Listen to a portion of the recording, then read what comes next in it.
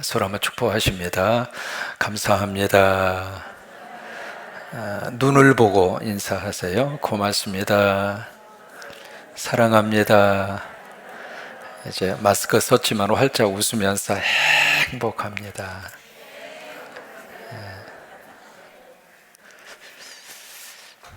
우리 베드로 후서는 교회 안에 들어와 있는 어려운 문제를 다루고 있습니다. 사실은 외부적인 충격의 문제보다도 내부적인 문제가 처리하는 것이 더 어렵습니다. 외부적에서 공격해 오는 것은 공격의 대상이 뚜렷합니다. 누가 우리를 공격하는구나, 누가 우리를 힘들게 하는구나. 그래서 그 공격의 대상이 분명하게 드러나 있기 때문에 사실 내부적으로 다 이렇게 결속만 되어 있으면 외부적인 어려움과 박해는 얼마든지 이길 수 있습니다.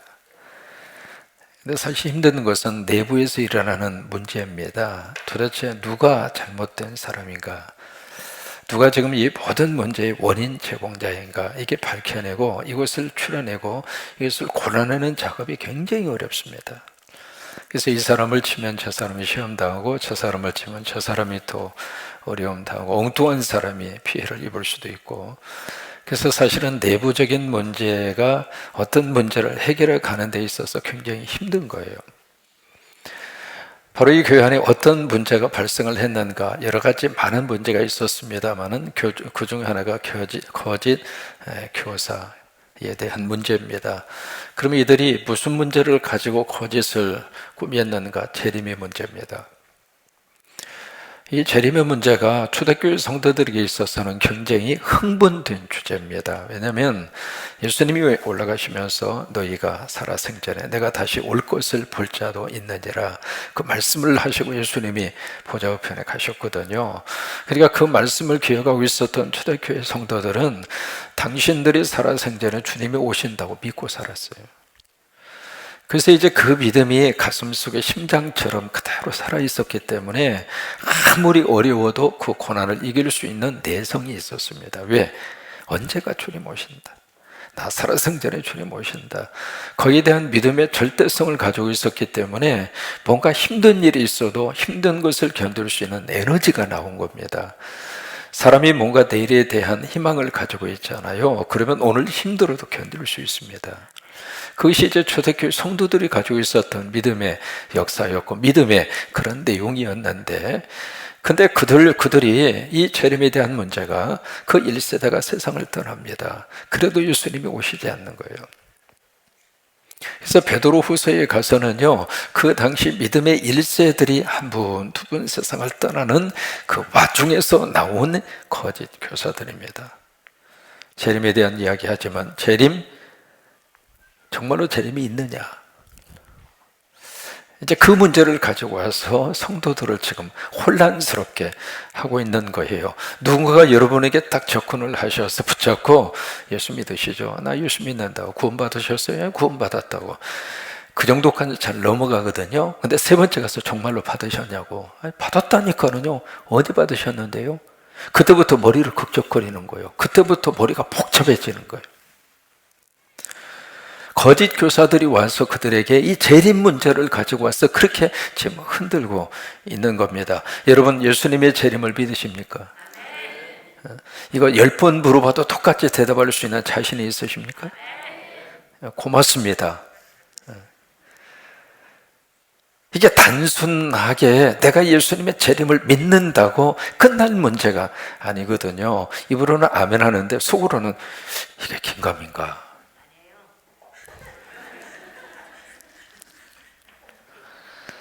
성경에 보세요. 이 재림에 대한 주제를 가지고 몇 번을 우리에게 말씀을 하셨느냐면 300번을 말씀을 하셨습니다.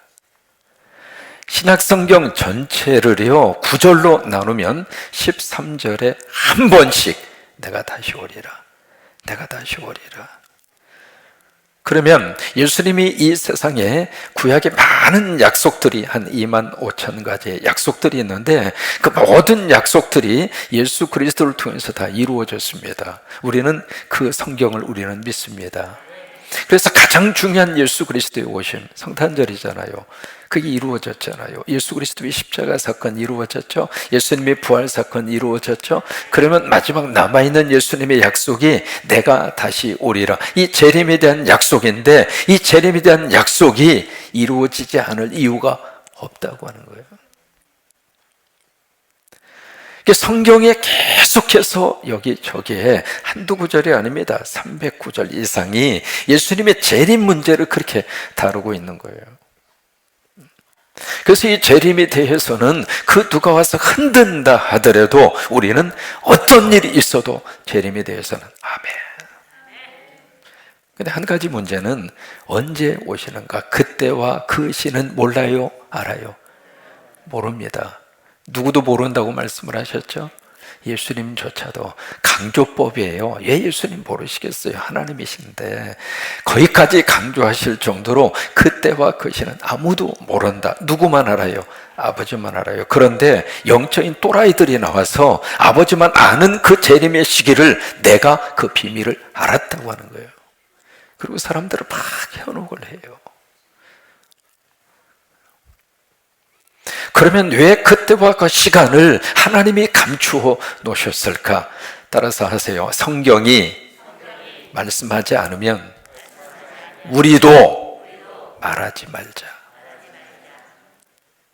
성경이 감추어 놓으셨으면 우리도 감춘 상태로 지나갔어요. 하나님이 말씀하지 않았는데 그것을 마치 알아낸 것처럼 특별한 재능과 특별한 기술이 있어서 하나님하고 직통 계시를 받아서 그것을 내가 알아낸 것처럼 그렇게 시도하고 그렇게 말하려고 하는 사람들이 있는데 그 자체가 이미 하나님의 세계를 침범한 거예요.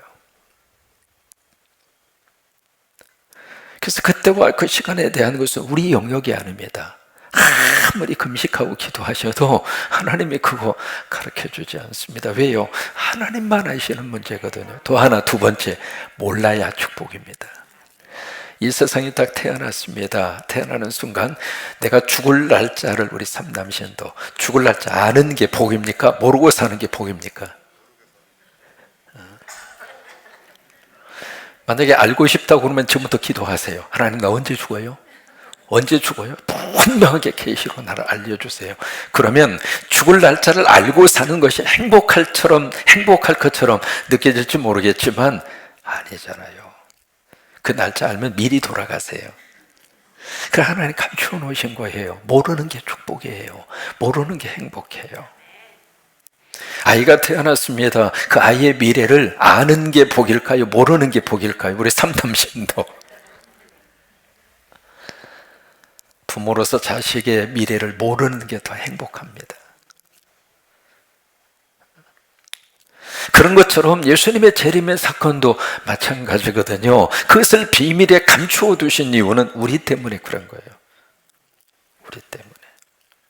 그러나 예수님의 재림은 분명하다고 하는 사실입니다. 에밀 브루너라고 하는 신학자가 있어요. 그분이 그런 이야기합니다. 인간은 폐해, 산소가 필요한 것처럼 인간은 희망이 필요하다. 그런데 그 희망을 우리가 어디서 찾을 수 있겠는가? 지금 말이죠. 보세요. 지금 코로나 때문에 이게 전염병의 시작이거든요. 예기치 않았던 이것이 20세기 들어서 이게 짧은 기간 동안에 전 세계적으로 좀 번지고 있는 이 전염병이 갈수록 더 확산되고 있고 더 커지고 있습니다. 그렇잖아요. 사스도 마찬가지고요. 이제 코로나고는 이 사건이 전 세계적인 그런 하나의 팬데믹 현상이 돼서 전염병으로 지금 미국은 하루에 확진자가 10만 명입니다. 세상에 미국은 모든 것이 다 커. 그러다 보니까 이 코로나 확진자도 하루에 10만 명씩, 우리는 지금 100 몇 명 가지고 큰일 났다고 100 몇 명씩이나 나오는데 우리는 그러고 있거든요. 왜? 어차피 우리는 스케일이 조금 그렇거든요. 근데 미국 사람들은 하루에 10만 명씩 나오는 거예요. 10만 명. 이 전염병을 누가 중단할 수가 있겠는가? 이 전염병 문제가 아닙니다. 여러분, 핵에 대한 위험 요소 얼마나 지금 우리 곁에 위험 요소로 지금 와 있는지. 벌써 북한이 핵을 가지고 있잖아요. 미국뿐만이 아니라 그 다음에 러시아, 그 다음에 중국, 그 다음에 이스라엘도 핵을 가지고 있잖아요. 인도도 핵을 가지고 있고요. 이게 전 세계 몇 개 나라가 가지고 있는 그 핵이 한두 개가 아니잖아요. 이 핵에 대한 위험 요소 누가 제거할 수 있겠는가? 그뿐만이 아닙니다. 지금 이 지구의 환경적인 요인이 생각할 수 없을 정도로 기후의 변화, 이 날씨의 변화, 이 환경의 요인, 이 모든 것을 누가 해결할 수 있겠는가? 여러분, 해결할 수 있는 길은 딱 하나입니다. 예수 그리스도입니다. 사람은 해결할 수 없습니다. 주님이 오셔야 해결이 돼요. 그래서 우리 성도들에게 있어서의 희망은 바로 뭐냐면 재림이에요. 재림이 우리의 희망이에요. 재림이 우리 민족의 희망이고, 갈라진 이 모든 이념과 사상을 하나로 아우르고 살맛 나는 세상으로 만들 수 있는 유일한 대안과 희망은 예수 그리스도의 재림이에요. 주님이 오셔야 해결할 수 있어요. 오늘 여기에 이 베드로 사도는 이 문제에 대해서 이 재림이 없다 그렇게 주장하는 거짓 교사들에 대해서 여기서 이제 8절에서 그렇게 말씀을 하고 있습니다. 함께 있습니다. 8절. 사랑하는 자들아, 죽게는 하루가 1000년 같고 1000년이 하루 같다는 이 한 가지를 잊지 말아라. 이게 바로 뭐냐면 재림, 그때 예수님이 재림 오신다고 그랬는데 아직까지 안 오시지 않느냐. 이제 거기에 대해서 이 베드로 사도를 통해서 오케이, 시간의 개념이 우리하고 다르다. 우리는 지금 여지껏 기다려서 베드로 사도의 편지를 쓸 때만 하더라도 100년이 안 되거든요. 이제 한 몇십 년 기다린 거죠. 그 몇십 년 기다리면서 아직 예수님이 안 오셨기 때문에 재림은 없다 그렇게 주장하고 있는데, 우리가 생각하는 시간의 개념과 하나님이 생각하는 시간의 개념은 다르다 이 말이에요. 우리는 하루가 1000년처럼 느껴지기도 하지만 하나님의 시간의 개념은 1000년이 하루처럼 지나갈 수도 있다. 시간 개념이 다르다고 하는 거예요. 또 하나, 두 번째로 여기 하루가 1000년 같고 1000년이 하루 같다고 하는 이 말씀 속에서 우리에게 무슨 말씀을 주시느냐면 바로 사랑의 시간 개념이에요. 똑같은 시간인데 사랑하지 않아요. 그리고 내가 막 하고 싶은 일을 하잖아요. 시간 개념이 다릅니다. 같은 8시간인데 막 내가 누군가를 사랑하고 뭐가 막 하고 싶은 일을 하면 그 8시간이 금방 지나가요. 그런데 이게 하기 싫은 일을 하잖아요. 억지로 그냥 말 그대로 끌려가듯이. 그리고 미운 사람하고 같이 있으면요, 이게 시간 개념이 늘어날까요? 줄어들까요? 어쩜 그래도 시간이 잘한 거예요. 그것을 대표적으로 보여준 사람이 바로 누구냐면 누구예요? 야곱이에요. 야곱이 사랑하는 사람이 있었잖아요. 그의 이름이 라헬. 처음에 그 라헬에게 눈이 뿅 가서 그 나이를 위해서 7년 동안 노력 봉사를 해서 겨우 장가갈 수 있는 허락을 얻은 거예요. 여러분, 그 당시에 여러분 남자분들 태어나지 않는 것을 감사하게 생각하세요. 장가 한번 가려고 7년 동안 노력 봉사를 해야 겨우 장가 갈 수 있는 시대.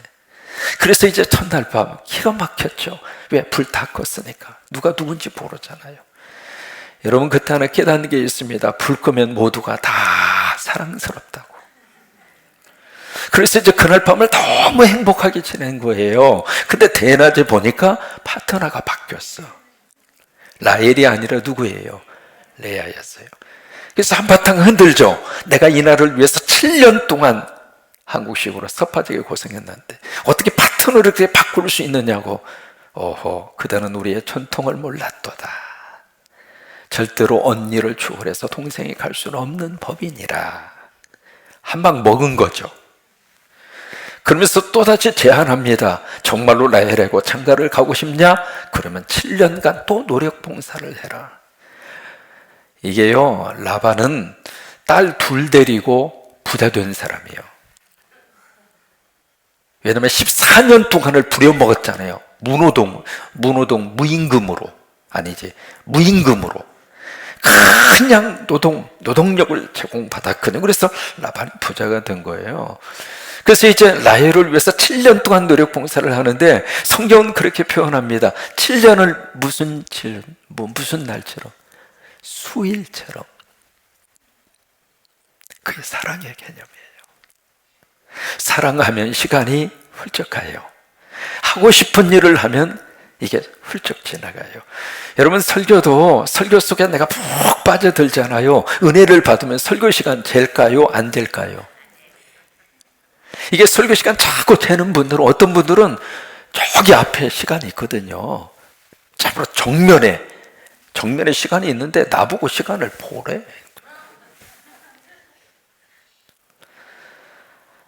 사랑하고 즐기고 그 속에서 행복을 누리면 시간 개념이 달라져요. 여기 하나님이 왜 천년을 하루같이 라고 말씀을 하실까? 우리를 사랑하시는 하나님의 사랑의 모습이 그대로 거기에 담겨져 있는 거예요. 그리고 두 번째 9절입니다. 읽습니다. 주의 약속은 어떤 이들이 더디다고 생각하는 것 같이 더딘 것이 아니라 오직 주께서는 너희를 대하여 오래 참으사 아무도 멸망하지 아니하고 다 회개하기에 이르기를 원하시나. 이게 하나님의 심정이에요. 우리는 빨리 왔으면 좋겠다라고 하는 다급한 심정을 갖는데 하나님의 심정은 한 사람이라도 살리고 싶어요. 여기에 오래 참으사, 이게 하나님의 사랑의 속성이잖아요. 누가 15장에 집을 나간 둘째 아들, 아버지 떠나면 행복할 줄 알았죠. 주머니 투둑하고요. 돈 냄새 맡고 여자들이 끼어들고, 돈 냄새 맡고 친구들이 끼어들고, 그러다가 그 있는 돈 다 날렸잖아요. 다 날린 다음에는 그 친구의 곁에 누구만 있었어요? 파리만 있었어요. 돈 보고 기어들어오는 사람은 돈 떨어지면 다 나가 떨어지는 거예요. 믿음으로 만난 사람은 끝까지 같이 가요. 예수 안에서 만난 사람은 천국까지 가요. 저와 여러분은 천국까지 가는 거예요. 미흡던 곱던 감정의 굴곡을 초월해서 예수 안에서 만난 사람은 천국까지 가는 거예요. 그래서 믿음 안에서 만난 사람은 끝까지 가는 거예요. 따라서 아시죠? 우리 끝까지 갑시다. 그러니까 빨리 푸세요. 예수님 앞에서 인상 쓰고 있으면 복잡하잖아요. 그러니까 예수님 만나기 전에 이 땅에서 푸는 게 축복이에요. 그러니까 거기에 둘째 아들, 결국에 가서는 아무것도 남김이 없이 걸고 돼지 열매, 죄업 예매를 모을 수밖에 없는. 그런데 그 순간까지 이 아들이 돌아올 때까지 아버지는 뭘 했는가? 오래 참아주셨어요. 참 그게 축복이고 그게 감사한 거예요. 세 번째로 10절입니다. 함께 읽습니다. 그러나 주의 날이 도적같이 오리니 그 날에는 하늘이 큰 소리로 떠나가고 물질이 뜨거운 불에 풀어지고 땅과 그 중에 있는 모든 일이 드러나리로다. 그 날이 무슨 날이냐면 재림이에요. 근데 재림이 어떻게 오는가? 도적같이. 여러분, 이 구절을 잘 이해를 하셔야 돼요. 예수님은 도둑놈처럼 온다. 그래서 예수님은 도둑놈이다. 그렇게 비화시키면 안 돼요. 도적같이 온다. 왜 예수님이 도적같이 올까? 그 좀 빵파레를 울리면서 좀 근사하고 폼나게 오시면 얼마나 좋을까? 지금 미국의 대선 아직도 개표 중에 있잖아요. 바이든이 되는지 트럼프가 되는지 양쪽이 다 승리를 선언해서 그 동네가 지금 복잡합니다. 막 개표가 이루어지는데 트럼프는 딱 나와서 전 세계 생중계되는 TV 앞에서 그냥 덩치가 또 얼마나 큽니까? 막 그러고 있으니까 어느 분이 거기다 댓글을 달기를 덩치값 좀 해라. 폼나게 그렇게 예수님이 세상에 오실 것 같은데 그렇게 안 오시고 도적같이. 무슨 얘기예요? 애고 없이 그 말이잖아요. 사전에 애고 없이 그렇게 주님은 오신다 그 말이죠. 그러면 예수님이 재림하시는 그날에 어떤 일들이 벌어지는가? 하늘이 떠나가고. 여러분, 이 구절을 잘 보세요. 하늘이 사라진다 그 말이에요.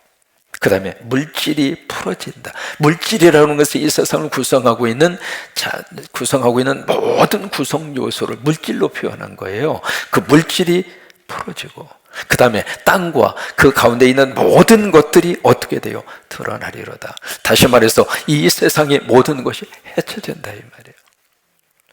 여러분 이렇게 표현해 볼까요? 지금 이 세상이 어떻게 유지가 되고 있는가? 만유 인력 때문에 유지하고 있는 거예요. 들어보셨죠? 만유 인력의 법칙이라고. 서로 땡겨주니까 지금 이게 우주의 질서가 잡혀가고 제대로 돌아가고 있고 그러고 있는 거거든요. 서로 잡아주고 땡겨주는 만유 인력의 법칙 때문에. 그래서 이 지구 덩어리가 이 우주에 떠서 이렇게 지금 우리들이 생활하고 있는데, 마치 만유의 인력의 법칙이 깨진다고 생각해 봐요. 이것은 마치 텐트를 치고 있는데 이 텐트를 잡고 있는 이 밧줄이 끊어진다 이 말이에요. 그러면 한순간 무너지는 거예요. 예수님의 재림 때에 우리가 보고 있는 이 세상의 모든 질서들이 사라진다 이 말이에요. 땅에 있는 모든 것들이 해체된다 이 말이에요. 11절 같이 있습니다. 이 모든 것이 이렇게 풀어지리니 너희가 어떠한 사람이 되어야 마땅하냐 묻죠. 그러면서 거룩한 행실과 경건함으로 하나님의 날이 임하기를 바라보고, 그 하나님의 날이 무슨 날인가? 재림이에요. 그 날을 바라보고 그 다음에 어떻게 해요? 그냥 사모하는 게 아닙니다. 어떻게 사모해야 될까요? 간절히. 그날에 하늘이 불에 타서 풀어지고 물질이 뜨거운 불에 녹아지려니와. 10절 말씀을 다시 한번 반복하잖아요. 이 세상의 모든 것은 다 끝나지만, 근데 그 속에서 하나님이 새로운 역사를 쓰시겠다 이 말이에요. 그 새로운 역사의 출발을 여기 13절에서 뭐라고 말씀을 하시는가? 새 하늘, 그 다음에 새 땅. 그래서 요한계시록 21장에 보면 새 하늘과 새 땅과 새 예루살렘이라고 그랬습니다. 그렇게 하면서 하나님의 통치가 이루어지는, 그래서 거기에 의로운 곳이라고 하는 거예요. 여기 의로운 곳이라고 하는 것은 거기가 완벽한 하나님의 통치가 이루어지는 장소. 바로 거기에서 우리는 하나님과 더불어 영생의 삶을 살 겁니다.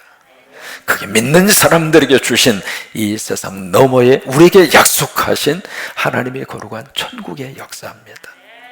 우리 이 땅에 와서 뭘 하는가? 예수 믿었으면 최고로 잘한 겁니다. 그 다음에 잘 먹고 잘 살고, 그건 약간의 차이가 있습니다. 이래도 저래도 고맙고 감사한 것뿐이에요. 다만 우리가 이 땅에 와서 예수 믿고 천국의 백성이 돼서 우리의 영원한 생명의 기초는 여기가 아닙니다. 하나님 나라입니다. 거기가 우리의 생명의 영원한 주소지입니다. 그래서 바울이 그 고백을 하잖아요. 나는 하늘의 뭐예요? 시민권이다. 왜 그 말씀을 했을까요? 그거예요. 결국 이 땅에 보이는 모든 세상들은 하나님이 창조하셔서 우리에게 살도록 맡겨주신 이 자연과 이 세상은 언젠가 한순간 예수 그리스도의 재림이 오면서 이 땅에 우리가 보고 있는 세상은 바꿔지게 될 겁니다. 그러면서 하나님의 통치하시는 그 땅을 바라보고 오늘을 믿음으로 승리해 나아가는 저와 여러분이 될 수 있게 되기를 주의 이름으로 축원합니다. 지난주 C.S. 루이스가 했던 말 기억하시나요? 예수 믿는 사람은 세 가지를 기억해야 한다.